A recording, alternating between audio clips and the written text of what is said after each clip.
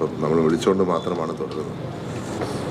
എൻ്റെ പിതാവിൻ്റെ ഓർമ്മ ദിനവുമായി ബന്ധപ്പെട്ട ചില കാര്യങ്ങൾ സൂചിപ്പിക്കാനാണ് ഈ ഒരു പ്രസ് മീറ്റ് വിളിച്ചിരിക്കുന്നത്.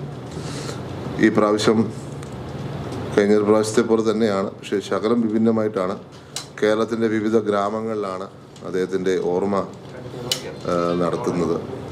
14-ാം തീയതി കണ്ണൂരിൽ തുടങ്ങും, കല്യാശ്ശേരിയിലും അതുപോലെ തന്നെ തലശ്ശേരിയിലും ഓർമ്മ ദിവസം ആചരിക്കപ്പെടുന്ന സമയമാണ്. 15-ാം തീയതി സബർമതി ട്രസ്റ്റിൻ്റെ നേതൃത്വത്തിൽ തൃശ്ശൂർ, അതുപോലെ തന്നെ കല്ലിയൂർ, തൃശ്ശൂർ തന്നെ ഉമ്മൻചാണ്ടി മെമ്മോറിയൽ ആചരിക്കും. 16-ാം തീയതി CR മഹേഷിൻ്റെയും മഞ്ജുക്കുട്ടിൻ്റെയും ബോബൻ ജീനാഥിൻ്റെയൊക്കെ നേതൃത്വത്തിൽ കൊല്ലത്ത് ഉമ്മൻചാണ്ടി അനുസ്മരണം. 17-ാം തീയതി ശ്രീ ടി സിദ്ദിഖ് MLA നേതൃത്വത്തിൽ ഉമ്മൻചാണ്ടി അനുസ്മരണം വയനാട് വെച്ച് നടത്തുകയാണ്. അവിടെ ഒരു വീട് കൈമാറ്റം ചെയ്യുന്ന ചടങ്ങാണ്. 18-ാം തീയതി രാവിലെ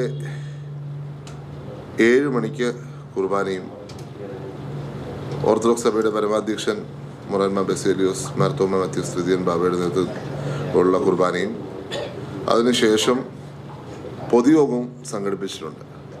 അതിൽ കോൺഗ്രസിൻ്റെ ആദരണീയനായ നേതാവ്, ഇന്ത്യയുടെ പ്രതിപക്ഷ നേതാവ് ശ്രീ രാഹുൽ ഗാന്ധി തന്നെ വന്ന് പങ്കെടുക്കുന്ന ഒരു ചടങ്ങായിരിക്കും അത്. അവിടെ വെച്ച് ഉമ്മൻചാണ്ടി ഫൗണ്ടേഷൻ്റെ ആൻറ്റി ഡ്രഗ്സ് ക്യാമ്പയിൻ്റെ ഭാഗമായിട്ടുള്ള ടർഫിൻ്റെ നിർമ്മാണ ഉദ്ഘാടനം നടത്തും. 1000 കുട്ടികൾക്കുള്ള സ്കോളർഷിപ്പിൽ ആദ്യത്തെ സ്കോളർഷിപ്പ് കൈമാറും.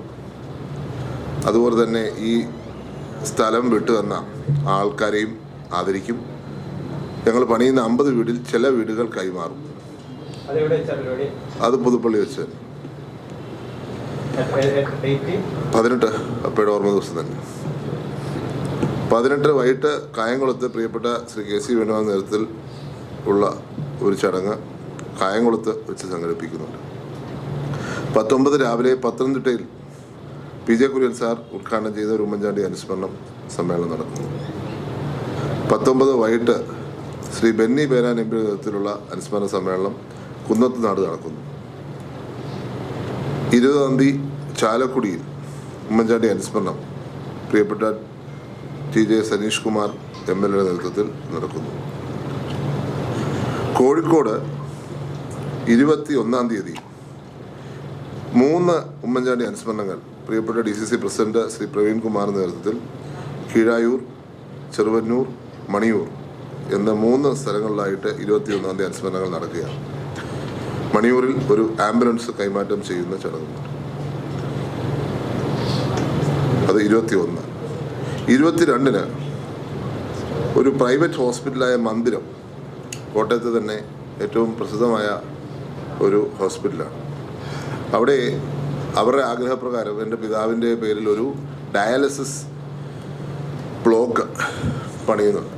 അപ്പോൾ അതിൻ്റെ ഉദ്ഘാടനം കേരളത്തിലെ ബഹുമാനപ്പെട്ട ഗവർണർ ലേക്കർജി അത് അന്ന് 3 മണിക്ക് നടത്തുന്നതായിരിക്കും.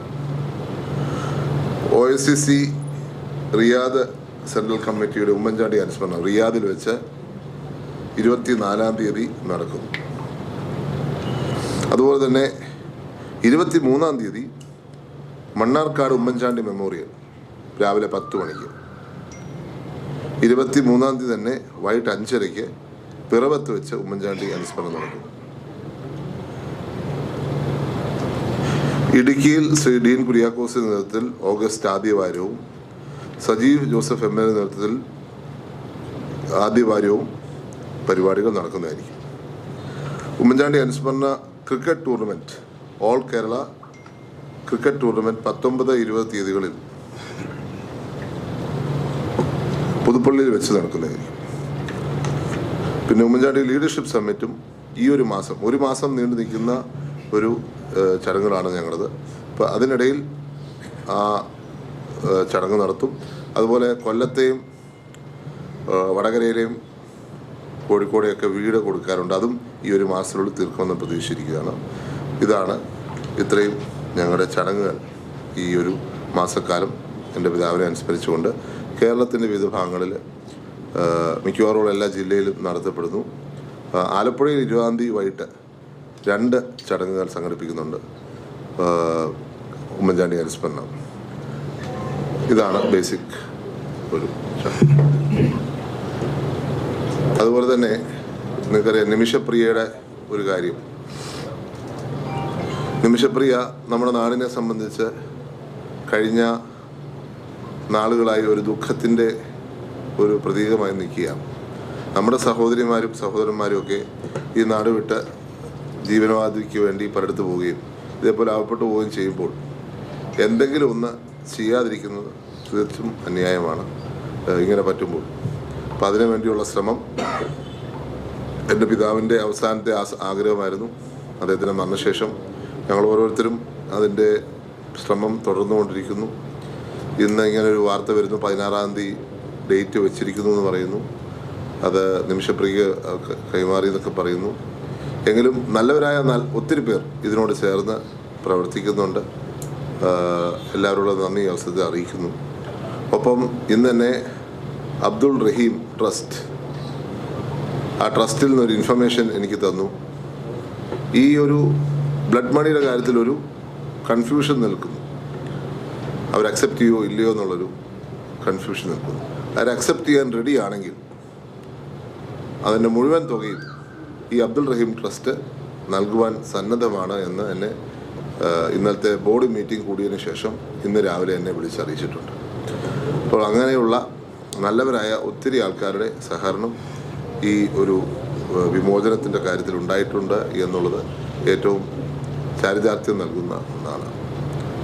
എല്ലാവരെയും ഈ പറഞ്ഞ പല പരിപാടിക്കും നിങ്ങളെ സ്വാഗതം ചെയ്യുന്നു. തിരുവനന്തപുരത്തെ പരിപാടിയും അത് അങ്ങോട്ട് വിപുലമായി പ്ലാൻ ചെയ്തിട്ടില്ല. അതും ഈ മാസത്തിനുള്ളിൽ തന്നെ നടത്തും എന്ന് അറിയിക്കുക. 22 3 മണി. ഇപ്പൊ ഈ ഗവർണറെ സംബന്ധിച്ച് വലിയ വിവാദമൊക്കെ ആണല്ലോ. ഗവർണർക്കെതിരെ വലിയ രീതിയിലുള്ള വിമർശനം, ബാലരാമ വിവാദം. അത്തരമൊരു സാഹചര്യത്തിൽ പ്രതിപക്ഷത്തിരിക്കുന്ന കോൺഗ്രസിന്റെ ഒരു പ്രധാനപ്പെട്ട നേതാവിന്റെ അനുസ്മരണ ചടങ്ങിൽ അദ്ദേഹത്തെ പങ്കെടുപ്പിക്കുന്നത് രാഷ്ട്രീയമായ ഒരു വിവാദത്തിന് കാരണമായില്ലേ? അല്ല, കഴിഞ്ഞ വർഷം ഇതേപോലെ നമ്മൾ ചടങ്ങ് സംഘടിപ്പിച്ചപ്പോൾ പുതുപ്പള്ളി പള്ളി നടന്ന പരിപാടി തന്നെ കേരള ഗവർണർ ഉദ്ഘാടനം ചെയ്തത്. അന്നും അതേപോലെ അദ്ദേഹത്തിനെതിരെ ആരോപണമുണ്ട്. പക്ഷേ നമ്മൾ അദ്ദേഹത്തിൻ്റെ പൊസിഷനാണ് നോക്കുന്നത്. കോൺസ്റ്റിറ്റ്യൂഷനലി ഈസ് അബവ് പൊളിറ്റിക്സ്. അപ്പോൾ അത് മാത്രമാണ് നമ്മൾ നോക്കുന്നത്. രണ്ടാമത്തെ കാര്യം, ഒരു പ്രൈവറ്റ് ഹോസ്പിറ്റലാണ്.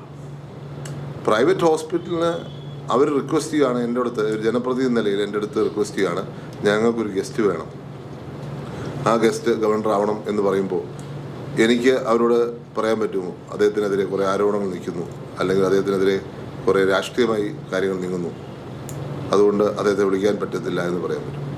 ഇത് എല്ലാ കാലത്തും നമ്മുടെ നാട്ടിലുള്ള ഒരു സംവിധാനമാണ് ആരോപണം പ്രത്യാരോപണമൊക്കെ. പക്ഷേ ചിലർ രാഷ്ട്രീയത്തിനപ്പുറമാണ് നമ്മുടെ ഭരണഘടനയ്ക്ക് അനുസരിച്ച് തന്നെ. അതുകൊണ്ട് അതിനെ പൊളിറ്റിക്കലായിട്ട് എല്ലാം കാണേണ്ടത് എന്നുള്ളതാണ് എനിക്ക് പറയാനുള്ളത്. അല്ല, തീർച്ചയായിട്ടും ഇവിടെ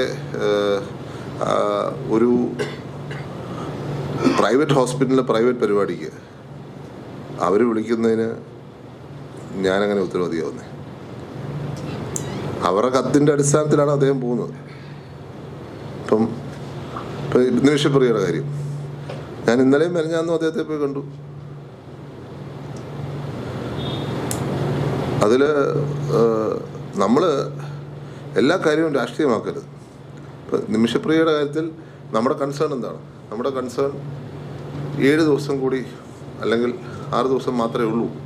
അപ്പം ഏതൊക്കെ പിടിവള്ളി കിട്ടാമോ അതെല്ലാം നമ്മൾ ഉപയോഗിക്കും. ഞാൻ ശരിക്കും പറഞ്ഞാൽ കഴിഞ്ഞ 2 വർഷമായി ഇതിനെ ഫോളോ അപ്പ് ചെയ്യുന്ന ഒരാളാണ്. ഞാൻ അമേരിക്കൻ സ്പീക്കർക്ക് വരെ കത്ത് എഴുതിയിട്ടുണ്ട്. ഫലമുണ്ടാവോ ഇല്ലയോ എന്നൊക്കെ വേറെ കാര്യം. ബ്രിട്ടീഷ് പാർലമെൻറ്റിലെ MP ആയിരിക്കുന്ന പ്രിയപ്പെട്ട മലയാളി, അദ്ദേഹത്തിന് ഞാൻ കത്തെഴുതി ബ്രിട്ടീഷ്